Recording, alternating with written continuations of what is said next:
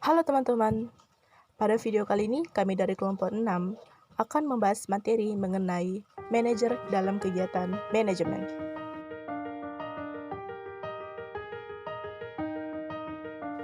Apa sih manajemen itu? Kata manajemen berasal dari bahasa Prancis kuno, management, yang memiliki arti seni mengatur atau melaksanakan, dan dari bahasa Italia, managere, yang memiliki arti mengendalikan. Jadi, manajemen adalah sebuah proses perencanaan, pengorganisasian, dan pengawasan terhadap sumber daya yang ada untuk mencapai tujuan yang efektif dan efisien. Pengertian manajer.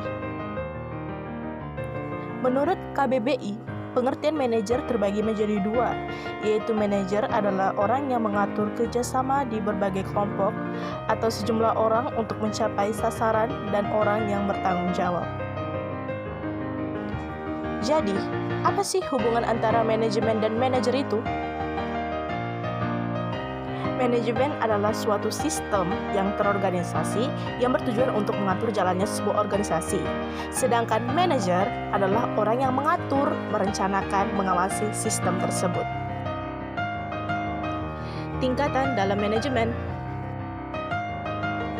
Manajemen puncak bertugas merencanakan strategi dan kegiatan perusahaan dan mengarahkan jalannya perusahaan.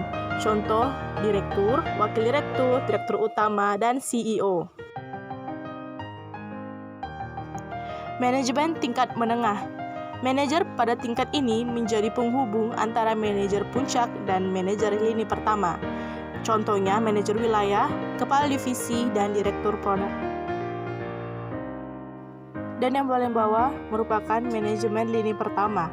Dikenal dengan manajemen operasional, merupakan tingkatan manajemen yang paling rendah, bertugas memimpin dan mengawasi langsung karyawan yang terlibat dalam proses produksi.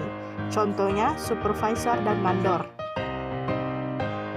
Tugas seorang manajer diantaranya mengendalikan pelaksanaan kegiatan serta penggunaan sumber daya agar rencana yang dibuat berjalan dengan baik, membuat rencana untuk mencapai tujuan perusahaan, merumuskan tindakan-tindakan yang harus dilakukan agar tidak menyimpang dari visi dan misi perusahaan, memimpin pelaksanaan rencana, dan sebagai perantara antara pekerja dan pimpinan.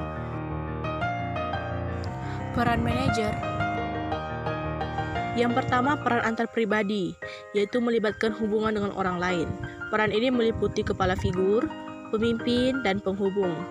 Yang kedua, peran informasi, sebagai penyebar, pemantau informasi, dan sebagai juru bicara, meliputi pengawas, penyebar informasi, dan juru bicara. Yang ketiga, peran pengambilan keputusan, yaitu peran sebagai seseorang wirausahawan, pemecah masalah, serta pembagi sumber daya, meliputi wirausahawan dan penengah keributan. Apa saja keterampilan yang harus dimiliki seorang manajer? 1. Konseptual. Artinya manajer dituntut untuk memiliki keterampilan untuk membuat ide, gagasan, dan konsep demi kemajuan organisasi. Gagasan dan ide tersebut kemudian yang menjadi cikal bakal rencana. Yang kedua, keterampilan berhubungan dengan orang lain atau humanity skill. Komunikasi baik yang dibangun oleh manajer dengan bawaannya bersifat persuasif atau ajakan supaya pekerja merasa dihargai. Dan yang ketiga, keterampilan teknis. Keterampilan ini biasanya memerlukan keahlian khusus pada bidangnya masing-masing. Manajer harus mengetahui prosedur, teknik, pengetahuan, serta pengalaman yang dapat dibagikan. Sekian materi dari kelompok kami. Jika ada kata-kata yang salah, mohon dimaafkan. Thanks for watching.